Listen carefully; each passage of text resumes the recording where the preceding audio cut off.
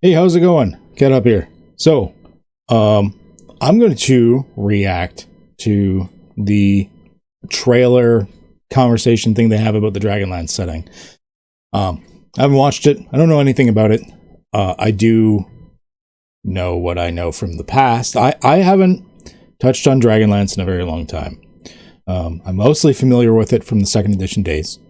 And we sort of dabbled in it in third edition, but they started getting kind of crazy with some aspects of the setting.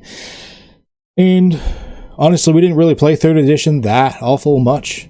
We kind of went back to second edition for the longest time until I think we ended up shifting over to Pathfinder first edition for a while. So I never really delved into it that much because we had mostly second edition books that we played.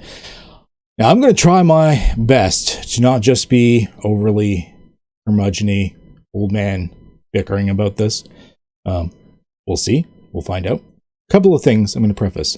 Dragonlance in 5th edition, this is going to be great, is probably not something I'm going to say.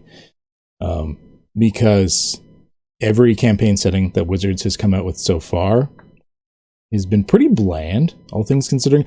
They did all right with Eberron, I think. I'm not going to say it was grand or like the greatest ever anything, but out of the books that Wizards has released for 5th edition, as far as a campaign setting is concerned, I would say Eberron was the best of those. It gave some fun rules to work with. It gave a lot of really good settings information. Let's expand that. I do wish that they had, expanded upon that. They seem to like to dabble a little bit in a setting and then just move on. They don't release anything else for the setting, which I don't fully understand. To me, a campaign setting is the fact that it's not just same shit, different day. There are different mechanics, different baseline to the world, which is kind of the point of a setting, is it not? It's not just like, here's another generic fantasy medieval world, but the gods' names are different, so that's cool. And for a lot of people that think, oh, well, that's just Dragonlance, isn't it? Isn't the same thing as Forgotten Realms? No, there's a lot of differences, actually. One of which, of course, is the detailed and intrinsic histories and storylines created for this and about Dragonlance. I would say out of pretty much all of the settings, Dragonlance had one of the most almost Lord of the Rings-esque level of detail to its world lore and history.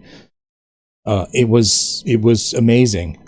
And the fact that, and this was an interesting snafu, I remember when it was first announced for 5th edition, Margaret Weiss and Tracy Hickman, basically who are Dragonlance, as far as I'm concerned, didn't even know the project was happening. They were not asked to consult. They definitely weren't writers on it. They didn't know it was a thing. And you're like, oh, well, whatever. They don't do anything for it anyways, right? Well, actually, according to their wiki page, they had a Dragonlance book release this year. I don't know if it's a reprint or if it's entirely new. I haven't looked into it, but they're still producing Dragonlance content. It's not like they've dropped the IP and they have the ability to produce novels in Dragonlance. Because, they basically are Dragonlance. The fact that they weren't even consulted for this campaign setting. Wizards. I get that you're in some sort of corporate hellhole mix with Hasbro and they're probably have contracts with certain writers or some bullshit. I get that you have to deal with corporate first, then actually making a game. But come on. Wow. I think there was even rumors at one point of legal action, but then they sort of went hushed 10-1. Wizards is here's some money, please shut up. I don't know that. That's all hearsay. I don't know much about the situation. It's just really weird for me that Weiss and Hickman, and in the original days, there was 2 Hickmans that were part of it. But the fact that they weren't in, even to consult on it, I'm not saying writer, even to consult on it, nothing. They didn't even know it was happening. What? Same thing happened with Spelljammer, actually. The original creators of Spelljammer, not even consulted or mentioned at all. So they're taking these IPs and completely different people, different writers entirely are tackling it and doing their own thing and So far, I have been disappointed over and over. These aren't proper settings. A lot of times it's like a thin coat of paint over the generic shit. They might throw a rule or two in there, and then that's it. Strixhaven and Spelljammer have been atrocious. I hope they don't touch Dark Sun, because they're going to ruin it. So, I don't know. I'm going to try and keep an open mind. Like I said, they did all right with Eberron. Maybe the Dragonlance being one of the real iconic settings.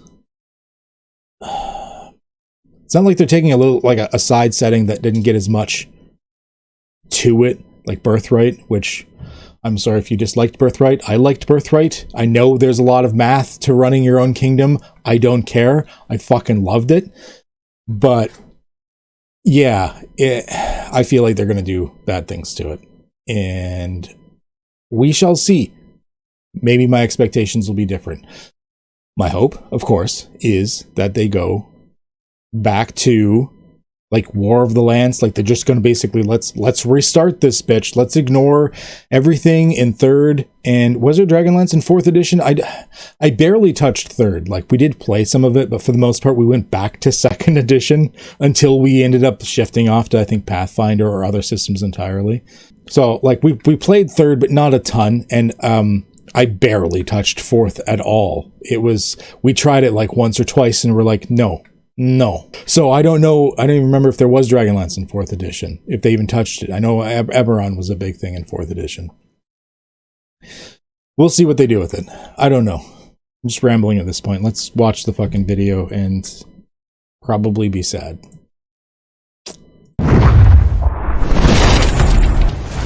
So we have a new D&D book coming out. It's Dragonlance: Shadow of the Dragon Queen. What can people expect from this adventure? So it's a 224-page hardcover adventure, which is 224 pages. It's thicker than some of the shit they've put out recently. It's not a bad for wizards. That's not a bad size book. As far as their settings go, Spelljammer's fucking tiny. Strixhaven wasn't that big either.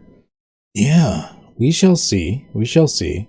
It's no box set like we had before. Like we used to get like a box of books and maps and handouts. Oh, I miss those days. Is D&D's return to the Dragonlance campaign setting. It's a setting that we haven't been back to for 5th edition, and it is Dungeons and Dragons setting for war. So what folks can expect is a massive campaign that's going to embroil them in one of the biggest conflicts in D&D history, the War of the Lands. Okay. So they are going back to the War of the Lands. This is not something I expected from Wizards. I thought they were just going to build upon bullshit. Like, let's gold paint a pile of dung. Going back to the War of the Lance. Interesting. We'll see how much of this world lore they bring in. So, if we're back in the War of the Lance, that means we are back to the Moons in the Sky, the Towers of Sorcery, Draconians probably being a new thing. All right. They said something right. And we're going to like a not a unique location, but it's a location from the books, but one that is not part of the war as people might know it from like the previous books. You don't need to know anything about those previous books to play in this. So whether folks are familiar... Standalone, you don't need to know anything from the previous books to play in it. Considering... I don't know how. We'll see. We'll see how that goes. Considering how intrinsic the history and details of Dragonlance are to the setting, there better be a lot of fucking info in this book if you don't need any previous books to know anything about this setting.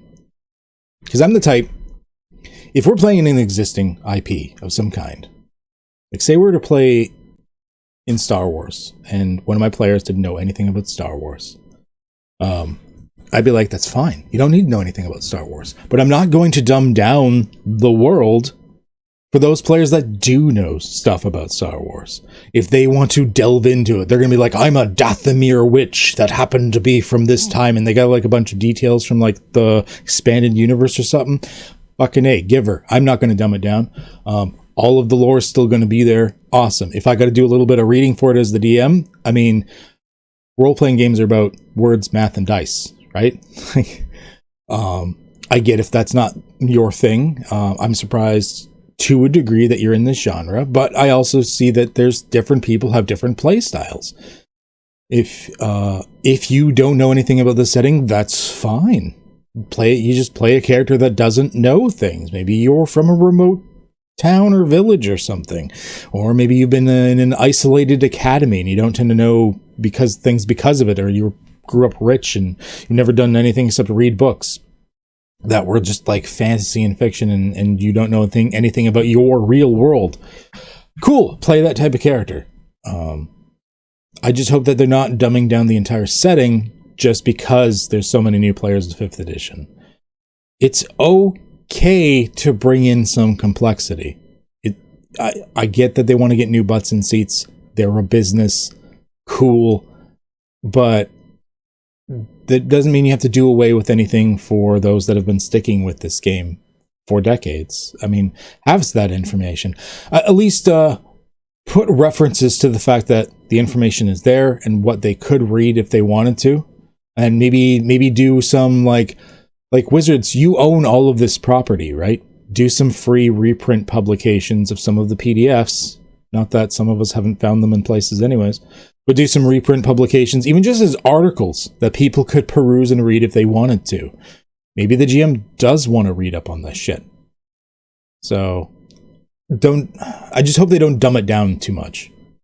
Familiar with Dragonlance via the past Dungeons & Dragons adventures, or novels, or films, or any other experiences with it, Shadow of the Dragon Queen is a complete story that takes place on the eastern fringes of the land of Solamnia, which is a place where, in many of those other expressions, hasn't been explored. It's been talked about. There have been Eastern Solamnia hasn't been explored? I mean, maybe I'm a little out of date on that stuff, but that doesn't seem right. I can't say for sure one way or another, so I'm gonna refrain from commenting on that. That doesn't seem right. Events there, but we're taking this opportunity to shine the light on a part of the war that's really never taken center stage, and into that stage, that's where players' characters have the opportunity to shine. They want to restart from scratch for all these new players, but they're not going to touch upon like the big storyline. Or the War of the Lance. It's going to be like a secondary thing. Okay, interesting. I mean, they're starting something new. It's not just like, I mean, everybody does reboots nowadays. I don't know. Part of me hopes, or fears, I'm not sure, them redoing the original, like, you remember, okay, you may not remember because most of you have only ever played 5th edition and you're new at this. But for the old fogies around that remember the older editions, you remember like the pre-done adventures where you would play one of the heroes of the Lance. You'd be like Raceland or Caramon or Tanis or Tasselhoff or something like that. I wouldn't mind, I mean, if like I've got all of the originals, if they updated those in 5th edition to portray this storyline once again. But, I mean, telling new stories is important. Yeah, I don't know. I'm torn on it. New stories is nice, but Dragonlance is a different breed from some of the other settings because the storylines were generally so important to the setting. They shaped the setting in very real ways, adjusting how magic works and the gods and everything. The storyline affected those things. So we'll see. I don't know. Like, this is just a review to like the interview video. So I have no idea what the book's going to be like. Johnny, how do you capture a wartime setting in D&D? One of the big ways that we're doing it is just by context. Like, this is Dungeons and Dragons, of course. You're going to be fighting monsters, you're going to be casting spells, but in the background, it's not goblins that are attacking a village. It's not the wizard on the hill that has scary Okay, I'm not sure what he means by the war is just going to be there in context. So are you not taking place in any of the war? Because if you want a book focused around warfare, I would expect that, like, maybe this would be the book that you would implement some rules for warfare. Not that you'd probably do a great job. If you guys want 5th edition rules for warfare, look up MCDM, Masterclass Dungeon Master by Matt Colville, and he's got books like Kingdoms and Warfare, where he's sort of like, he likes the mindset of some of the older editions, and tries to sort of bring it back into 5th edition for the most part. He wants it to be a bit more brutal, a bit more visceral. If you want Kingdoms and Warfare, check out Kingdoms and Warfare. I'm not sponsored or anything, of course. I'm nobody. He doesn't know who I am. But check that out. Because I seriously doubt in this book they're going to add that in. It's going to be like in Spelljammer, how there was very little actual rules for, spelljamming. It's a book about war. There's going to be no rules for war. Machinations. There's a storm coming, and that storm is the forces of the Dragon Queen, an army that folks don't really know about, but they're starting to see the ramifications. I do at least like that they're people bringing back that storyline. I mean, they're introducing people to Dragonlance, not with like after all of the shit that happened in like 3rd and possibly 4th edition. Going back to the War of the Lance, Tales of the Lance. We're kind of going back to 2nd edition, like the storylines that happened at that point, which was a big deal. So fleeing from the east, whether they screw that up or not, hearing rumors of things that shouldn't exist in the world of Krynn, like dragons, like sinister deities, and those start to play into the plots of something bad is coming. A little torn on that statement. I think he means to say, unless he's just an idiot, I think he means to say that things people didn't realize existed in the world, like the bad gods and dragons and stuff like that, because like obviously they do exist and did exist. There's entire novels written about them existing even before the War of the Lance, and the battles and conflicts and everything they had. So I'm hoping he meant that the people didn't realize they exist rather than them not existing, unless he's just reinventing things. Like I've got a bunch of the novels that shows that they did, and there's one just called Dragons. I think it's The Dragons. Like it literally takes place over millennia before all of this shit happened. Yeah, and we're not prepared. Dragonlance is unique in the fact that like the gods have been absent. The dragons have not been around and are thought to not exist at this point. Like it is a place very much like almost post-fantasy. Like there's some magic in the world, but no gods, no dragons. It's a very different landscape. And then within the course of... Now here's the thing. So like I said, one of the things about a setting is the fact that you play in a setting because you want it to be different. It's not just like vanilla fantasy with a shiny coating on it.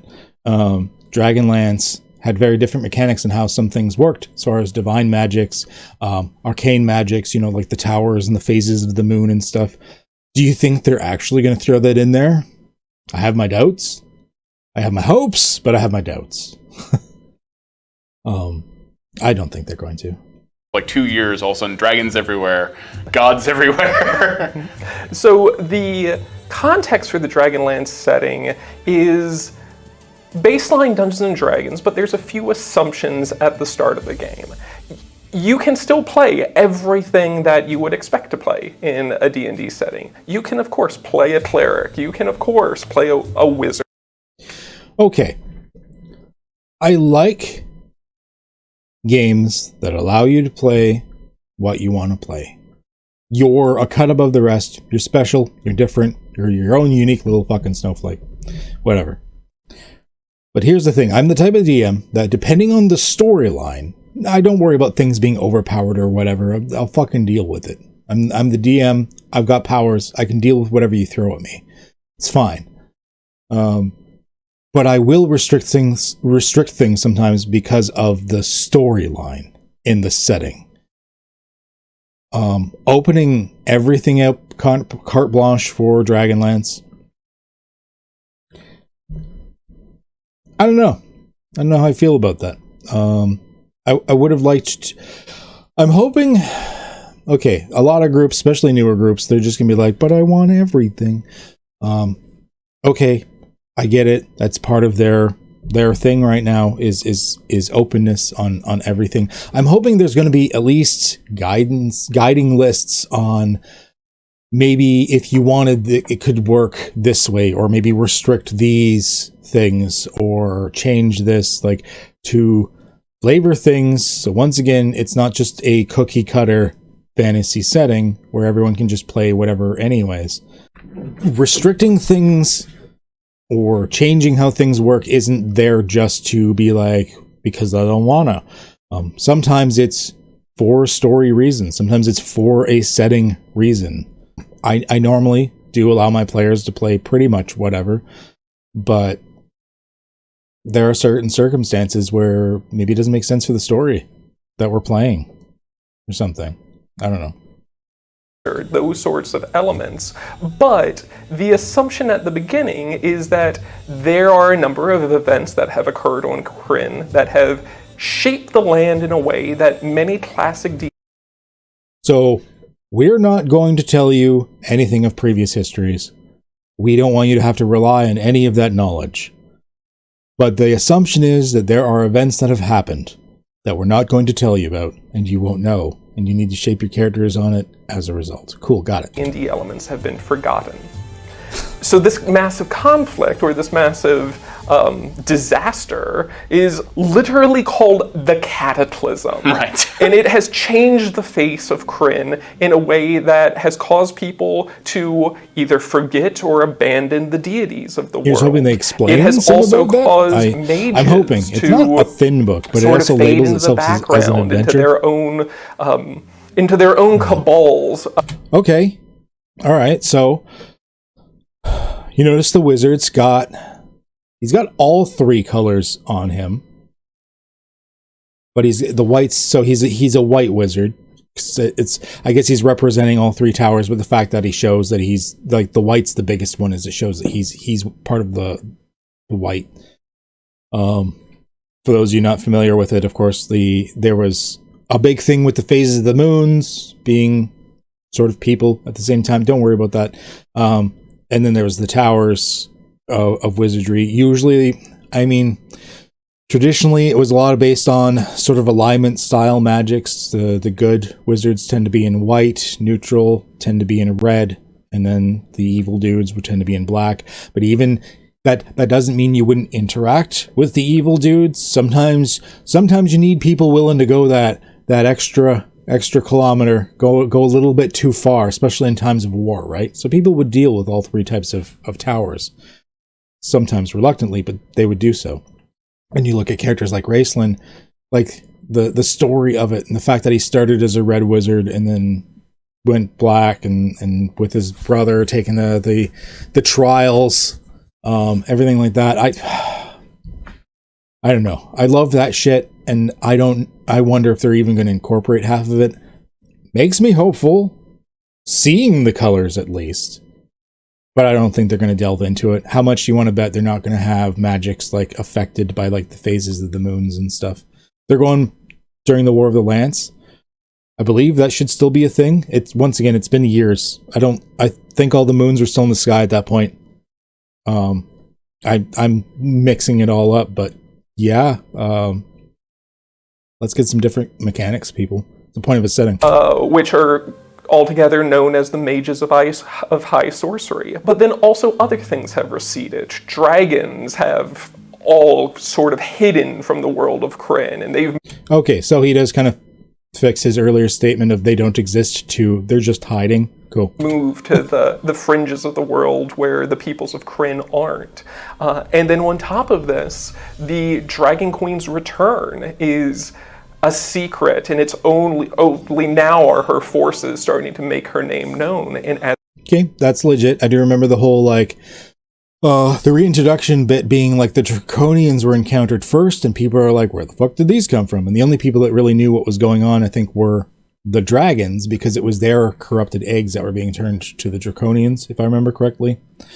But like the general people didn't know what was going on, so that seems legit. In relation to that, they are also unveiling their new weapon, a deadly type of monstrosity known as Draconians. Hey! Humanoid dragon. Okay, I'm calling it out. If the Draconians don't have their special death properties, like where they explode or become petrified or anything like that, I'm going to be upset. They better have that shit. Creatures that are really the shock troopers of the Dragon Queen's forces. So there's all of these elements that make Krynn unique, but we also know that that's a lot for somebody who's might not know anything about Dragonlance, and we don't want people to feel like you have to have done all of this pre-reading or you have to have been following the campaign setting for decades to know all of this. So not sure. It's nice to include a new audience, and maybe you don't have to flood them with information, but I also don't see a need to dumb down a setting if you have some players that don't know the setting. If you play in a Lord of the Rings game, between Tolkien and his son and other people have added onto it, Lord of the Rings is so dramatically detailed. And if you say, okay, well, we're going to make a Lord of the Rings book, but don't worry about knowing any information from Lord of the Rings. You can ignore all of it. We're just going to make an area where you don't have to worry about knowing any information about Lord of the Rings. Why are you playing in it then? Other than the fact that the name has clout. You're going to play in an IP. You should be like, okay, here's a place that you can play in. Here's the information you need to know for this stuff. If you don't know anything, that's fine. Just follow this information. Cool, giver, have fun with it. But for those that do want the information, here's the list of what you would and should read. And here's some tidbits to incorporate for those that do know the setting, because it's such a detailed setting that has been written over time. I'm worried they're just going to dumb it down to another generic vanilla fantasy. Is at that point, why are you not just playing in another generic vanilla fantasy area? Right from the get-go, aside from providing a campaign setting guide that will tell you here's what the gist is with the world of Krynn, there's also elements of the adventures where if you're a wizard, if you're a cleric, or if you want the download on what the Dragon Queen and her forces are, you can play through these little introductory scenarios prior to the true start of the adventure. I do like the idea of introductory scenarios on like a more personal basis to teach new players. I've kind of done something like that in the past. Like just run like little one-on-one things to get people into it. I'm hoping, he mentions like wizards and clerics and stuff. I'm hoping that these introductory scenarios are there for a reason because of slightly altered mechanics for those classes. That's a positive. I gotta give it that.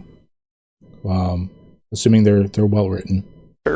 And get caught up to speed in the course of play rather than just doing some homework. Right. So you don't need to. Well, you should. You should watch all these videos, but I disagree. They're probably about to say, "Oh, it's this. You can just play these, and you don't have to do any reading or anything." And you don't have to do any reading. Once again, I got players in my games. If you don't know about the setting, that's fine. Just play a character that doesn't know about the setting. But I mean, it's a game full of words, math, and dice. Like. Generally, most of the players are willing to read some shit. Not all of them, and that's fine. You get a couple of the nerds that are willing to read this shit, and then they'll fucking expose, like, info dump to the other players as are needed. Let them play the knowledgeable ones about the setting. Don't take the complexity away. Don't take the information away just because some people are not going to want to process it. You should just give the option. Give the tools. You don't have to use them. Why not have it? I don't get that. Mind you, they said what? This is 200 and something pages long, and it's going to be mostly adventure. So once again, the setting is going to be what? 50 pages if we're lucky. If we're lucky. It's not required that you learn as you go. Absolutely. The biggest thing that we wanted to avoid with the project is to be like, all right, we're going to throw you into Kryn. Has everybody done the reading? No, that needs to, instead of being a lecture from the DM that catches you up to the timeline, the lore, all.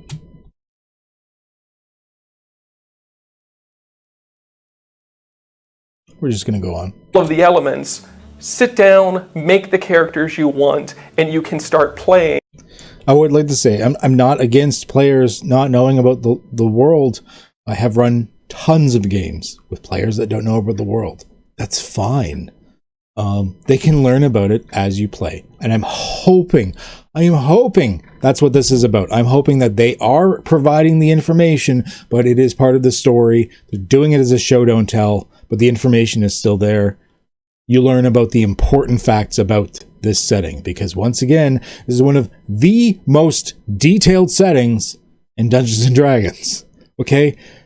Between the pre-written adventures and all the previous setting books and the absolute plethora of novels. I think Forgotten Realms may have had more just because at one point they were just cookie cutter pumping them out. But like Dragonlance, as far as like well-written novels, like there's a huge amount of them. I'm not saying you've got to read all that, of course. This is for a new generation of gamers. But I have no problems with new players learning this stuff in a show don't tell format, but please don't cut the information. Please give some of that information, especially the mechanics. I keep reiterating it, and I know they're not going to do it. And in the course of those early adventures, here's what the gist with the mage. This is why I like third-party content better than actual Wizards shit. Because people will do it right. Like my buddies are running Curse of Strahd right now. Between the fact that he's running someone's version of Curse of Strahd that was redone, and he's mixing it up, doing his with his own stuff, and it has turned into this brutal, dark environment. Like we have had a lot of death, whereas like regular Curse of Strahd does not have that, not nearly that much. This is why I think the home stuff and the third party for 5th edition is won me over so much more than Wizard stuff these days. It feels bland. I don't know. Of high sorcery are. Here's what the gist with the deities of Kryn are. And here's a first encounter with Draconians, where in that particular instance, it's not some mystery or rumor that there's these dragon people. You are the people that encounter these. Here's another question I have. Okay, so Draconians are the dragon people. So they're like, hey, we want to allow everything standard D&D stuff. So Dragonborn are a thing, right? So if you play a Dragonborn, how's that handled? People would be like, oh my god, there's dragon people? What do you think, Dragonborn? Isn't that weird? I don't know how they're going to handle that. Are they going to, they're not going to, I know them, they're not going to restrict Dragonborn. That's one of the core races in the player's handbook right now. How are they going to run that? They'd be like, there's dragon people, and the Dragonborn in the group's going to be like, yeah, I know. Okay. Draconians. So you're the ones who are taking to other people, hey, we saw these dragon people, and folks are like, that doesn't seem right, until it's right on their doorstep. One, I'm not pre-ordering it. Two, I'm probably not going to ever buy it. I was very happy. I wasn't the one that bought Spelljammer. My buddy did, and I just read it. And I was like, oh no. Oh no. It's a thicker book. So final thoughts here. It's a thicker book. That's good, right? It's got so it's got to have content to it. I am worried it's going to be like Strixhaven, where it's just mostly adventure anyways. And we'll see how much the adventure actually teaches you about the setting. But there's so much that's unique about it. Like, there's got to be some hallmarks in there. Okay, so I'm not talking just like little things like make sure the hoopak, like you see in the picture there's a kender with a hoopak, which is a type of weapon, by the way. Don't worry about it. But there's certain iconic things that if this is going to be Dragonlance, you need to have in there. Especially Wars of the Lands, Tales of the Lands situation. Like the Towers of Sorcery are there. Cool. Great. So the phases of the moon, I believe, were still affecting casting at this time. Were they not? I'm years out of date. I don't know. I'm probably wrong. But that's a big thing. Divine casting should be all fucked up right now. We should be, I'm hoping to see races for the Kender and the Tinker Gnomes. They kind of already have that shit half-assed done in the player's handbook. Like there is like the Tinkery style gnome and Halfling has their luck and whatnot. But like Kender and Tinker Gnome were a different fucking breed in the old editions. Like you have no idea. The scariest moment in a Dragonlance game I was ever in was the moment a Kender said, "I'm bored," and a Tinker Gnome said, "Uh-oh," as one of his contraptions went wrong, and everyone was stuck in a small jail cell together. Everyone just, like, shoved up against the back wall, because that means danger. So, yeah. They were an entirely different thing back then. Part of me wishes it would be good, because Dragonlance was epic. Like Dragonlance literally with the word epic. It was an epic. There was the pre-written adventures that you did where you could play the characters like Tanis and Tasselhoff and Karaman and Raceland, all that. It was an epic. Not just in the modern use of the word, but like the traditional. I don't know how I feel about this. I feel like they're going to simplify it and dumb it down, and except for one or two little fun bits, it's just going to be generic fantasy world with a little bit of lore. Which, why bother at that point? The point of the setting is to make it different, and they don't, like usual, they're not going to give us half the tools. It's mostly adventure. They're not going to give us half the tools for running our own shit in it. They're just going to give some suggestions and adventure, and be like, hey, if you want more to fill out the world with, here's some like baselines and you can fill out the rest yourself. That's not why I buy the bloody book. I'm buying the book so you can do the work for me. I have a feeling this is going to be like most of the other products these days with Wizards. This is going to release. It's going to be kind of meh at best. Some third party is going to take it, redo it, add a bunch of the shit that should have been added in the first place, and make a version that's like 1 billion times better. Like with Spelljammer, there's on DM's Guild, there's a guy that did like a book. I think it actually released before the Spelljammer book. That had basically, he took a lot of the shit from second edition, and like I've got some of the Spelljammer books over there. Like there was a lot of shit, and he basically updated it, reworked it a bit, and shoved it into 5th edition, and it's 1 billion times better than anything Wizard put out. So I have a feeling that's where this is going to go. Wizards of the Coast these days is to D&D what Bethesda is to its engines as far as like their games are concerned, where they put out a game that's got some promise but runs like shit and needs all these third-party people to fix it for them. Like, yeah. Final thoughts? Not hopeful. I'm sorry if this is a negative video. I'm trying not just to be old man griping and curmudgeon-y. But Wizards of the Coast has let me down time and time again. I get they're trying to do good in a lot of ways. They're trying to get more people in that maybe previously couldn't get into it. Looking at the cover, looks like Lord Soth is, I'm assuming, going to be a big part of the game. That it kind of looks like his helmet, at least. I mean, the art's not bad. It's pretty cool. Once again, it misses a little bit of that like visceral quality. Like, I feel like if this is like the old days of the art, it wouldn't just be people doing like action pose and like the dragons, like the dragon here is like blowing fire on a tree instead of, you know, at them. I realize the guy's shield is a little bit, but like there's no one like half apart and bleeding. And I get they've kind of PG'd the art in the modern games, but it's not bad. I mean, look at the detail on this art. It's not bad art. It is like, it is good art. You can't say it's bad art. Like, this is details as fuck. But I just feel like everything in 5th edition, they've kind of blanded it down. That's my word of the day, blanded. They kind of blanded it down. I don't know how I feel about it. Well, I kind of do know how I feel about it. It's not good. But we'll see. This is just my reaction to them talking about it and my experiences with Wizards of the Coast previously. We'll find out when the book releases. I'm not pre-ordering it, or probably even, I may not buy it. I don't know. It depends. I know some friends that are probably going to get it, and then I'll read it from them.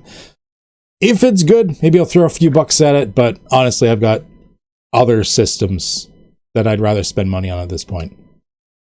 Hell, there are third-party things by like some old school gamers that are like rewriting shit on DM's Guild I'd rather toss money at than a lot of the official Wizards of the Coast crap. So, we'll see. This is my reaction video to Dragonlance, Shadow of the Dragon Queen. I'm not hopeful. I'm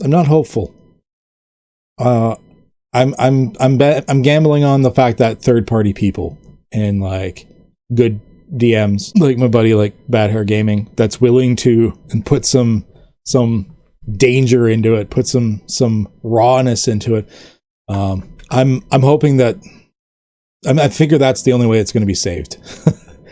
It's entirely relying on people redoing it to their own specifications, in which case I'm still not sure why we're buying these books if it's not giving us the toys that we need. So yeah, that's my reaction. Like and subscribe. As always, I'll have the links for all the things down below. I'm also going to put I think I'm going to start putting the links for both the Friendo Discord, because it's just an amazing community of other streamers and content creators, a mixture of video games, as well as a lot of tabletop RPGs. There's like a game almost every day of the week. But also the Cypher Unlimited Discord. I know this is not a Cypher video, but Cypher is one of the main RPG systems that I use these days. And honestly, the Cypher Unlimited community is probably one of the most awesome RPG communities I've ever been a part of. I am mystified at how they are as helpful and community like connected and everything that they are. I haven't really had a bad experience there, and it's it's almost confusing how good it's been. So and I've been part of it for a while now. So I'm going to put the link down there below as well, because if you're interested in maybe another system that's not Dungeons and Dragons that plays very differently, Cypher's a really good one. Monty Cook, I think, did a pretty damn good job, you know.